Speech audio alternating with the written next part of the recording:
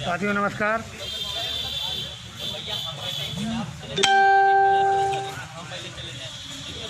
सभी लोग जुड़ जाइए, जल्दी से जल्दी जुड़ जाइए। SCRT पर टीम पूरी मौजूद है। इसको ज़्यादा से ज़्यादा ग्रुपों में शेयर कर दीजिए, जो भी साथी जुड़ रहे हैं।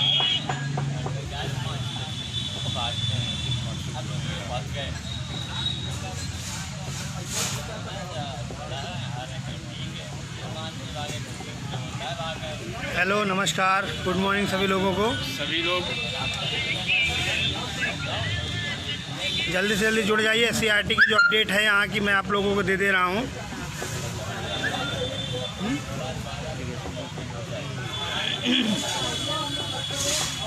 हम सभी लोग यहाँ SCRT में मौजूद हैं, पूरी टीम यहाँ पर मौजूद है। अभी गणेश सर से मुलाकात हमारी और अंशु भाई की हुई है, जिसमें जो स्पष्ट कुछ उन्होंने कर दिया है, बहुत कुछ, जिसमें उन्होंने साफ साफ ये बताया। हमने हमारे 2-3 क्वेश्चन थे, उन पर उन्होंने जवाब दिए हैं। कि पहला क्वेश्चन यही था कि सर 31,661 की लिस्ट कैसे बनेगी। तो आप लोग समझ लीजिए, उन्होंने कहा कि 67,867 में जो UR के ऊपर के लड़के हैं, ऊपर के लड़के इन द सेंस 67,867 की लिस्ट में करीब UR के जितने भी थे, जो होनी चाहिए थी सीटें, करीब कितनी 15 से 15.5 के आसपास, जो 31,661 में जा रही हैं, उनको लिया जाएगा। चाहे उसमें OBC हो, SC हो, ST हो या शिक्षा मित्र हो, वो सभी उसमें जा रहे हैं। जब ये 15,000 समथिंग ऊपर की UR भर जाएंगी, हॉरिजॉन्टल भी इसमें आरक्षण शामिल है। जब ये 15,000 कंप्लीट हो जाएंगी तो उसके बाद तुम्हारी OBC के 8,000 जो सीटें जो टॉप मोस्ट से होंगे, उस 67,867 में से उनको ले लिया जाएगा। फिर जो SC की बचेंगी सीटें, उनको ले लिया जाएगा। ओवरऑल कहने का मतलब, सबसे पहले ये भ्रम आप लोग हटा दीजिए कि 31,661 ऊपर के टॉप मोस्ट के लोगों को काट लिया जाएगा।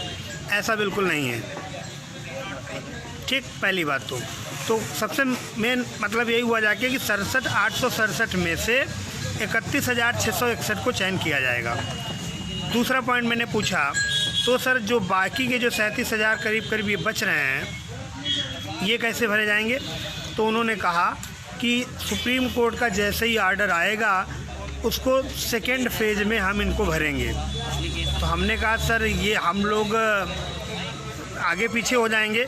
कह रहे तो इतना तो देखा ही जाएगा, इतना तो हो ही जाएगा। अब जूनियरिटी सीनियरिटी का नहीं देखेंगे, इतना अब हो रहा है तो क्या किया जाए। हम लोगों ने ये भी कहा कि सर इतनी जल्दी क्या थी, कहना तुम ही लोगों ने किया है जल्दी, तो अपना देखिए। ये बातें हुई। इसके अलावा फाइनली ये बन बता दे वाला कि कब तक करेंगे। फाइनली ये भी उन्होंने कहा कि हमने कहा सर कब तक ये से स्टार्ट हुआ। कह रहे थे 1 हफ्ते के अंदर लिस्ट आ जाएगी। लिस्ट में कुछ करना ही नहीं है, केवल 67,867 लिस्ट से 31,661 लोगों को अलग करना है आरक्षण के हिसाब से। बाकी वो कुछ नहीं करना, तो टाइम नहीं लगेगा, 1 हफ्ते ही लगेगा ज़्यादा से ज़्यादा। अब टीम का क्या यहाँ पे क्या सोच रही है, वो विचार कर रही हैं। अन्य टीमें भी अभी यहाँ पहुँच रही हैं, उनसे भी हम लोग मिलकर पूरा विचार कर रहे हैं क्या करना है। अंशु बताओ।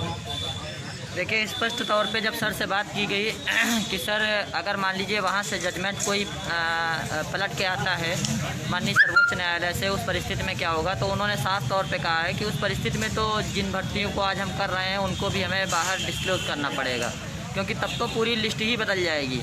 तो आप लोग ये भ्रम बिल्कुल भी निकाल दीजिए कि ये जो पहली फेज़ में भर्ती हो रही है, फिर दूसरे फेज़ में नहीं करेगी सरकार, या दूसरे फेज़ में हो जाएगी तो ये नहीं करेगी, वो नहीं करेगी।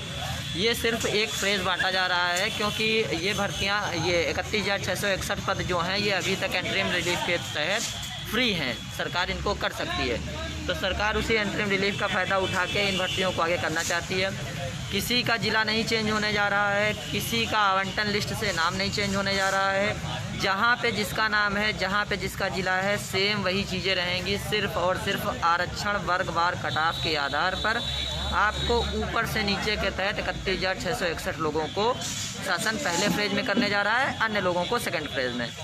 तो उस पर मुख्य तरह से 2 मुद्दे हमने सर के सामने रखे कि सर सीनियरिटी एक बहुत बड़ा मायना रखती है। आप उसी लिस्ट से आधे लोगों को ले लेंगे, वो सीनियर हो जाएंगे, और आधे लोगों को ले लेंगे, वो जूनियर हो जाएंगे। तो उन्होंने कहा कि पहले की भर्तियों में 6-6 महीने की सीनियरिटी जूनियरिटी चलती थी। तो अब देखिए अन्य टीमें भी आ जाएं, पूरी तरह सलाह मशवरा कर लिया जाए, और शायद हम एप्लीकेशन अपनी मूव ज़रूर करेंगे, और जो भी परिस्थितियां होंगी अभी दोपहर तक आप लोगों के साथ में साझा कर दी जाएंगी, क्योंकि हमारी एप्लीकेशन इस बात पे मूव होगी कि राज्य सरकार कहीं इस तरह से करने के बाद भर्ती को और ना फंसा दे। इस वजह से जल्द माननीय न्यायालय जजमेंट को, रिलीज जजमेंट जो रिजर्व जजमेंट है, उसको जल्द से जल्द डिस्क्लोज कर दे। तो इस पॉइंट को लेते हुए हम जो है अपनी एप्लीकेशन होने जा रहा है। भाई कितनी बार बताएं, जो ज़िला आपको अलॉट कर दिया गया है, आपको जो डिस्ट्रिक्ट मिल चुका है वही डिस्ट्रिक्ट आपका रहेगा। जो अभ्यर्थी नई नियुक्ति पहली काउंसलिंग में नियुक्ति पाने जा रहे हैं, उनको वही ज़िला मिलेगा जो ज़िला उनका है। शिक्षा मित्र जो 8,018 हैं वो 15,000 के ऊपर शामिल हैं, वो जाएंगे सब। पहली बार में सब के सब शिक्षा मित्र जा रहे हैं, ठीक है। सिर्फ इस भर्ती को 2 फेज़ में बांटा जा रहा है, जैसा कि मैंने कल भी बताया था कि एक नई विज्ञप्ति जारी किए बिना सरकार भर्ती को नहीं अलग कर सकती थी। तो सरकार उसी तरह से कर रही कि इसी लिस्ट को 2 फेज़ में बांट रही है। कोई नया विज्ञापन नहीं आएगा, कुछ नहीं आएगा, कुछ भी नया, केवल ये मान लीजिए एक लिस्ट पहले होने जा रही है, दूसरी बाद में बस। इस पे आप लोगों की या हम लोगों की जो कमजोरी रहेगी, शिक्षा मित्र होंगे भैया, इसी में है 60-65 पे जो अन्य बंदा सीनियर हो जाएगा। अब हम उन मुद्दों को लेके एप्लीकेशन मूव करेंगे, देखते हैं कितनी राहत मिलती है, क्या नहीं मिलता है। शिक्षा मित्र जो जिस स्टेज में पहले थे वो वैसे ही रहेंगे, ठीक है। ओके, धन्यवाद। ठीक है, नमस्कार। बाकी जो भी अपडेट और कहीं जाते हैं तो बताते हैं आपको। Thank you.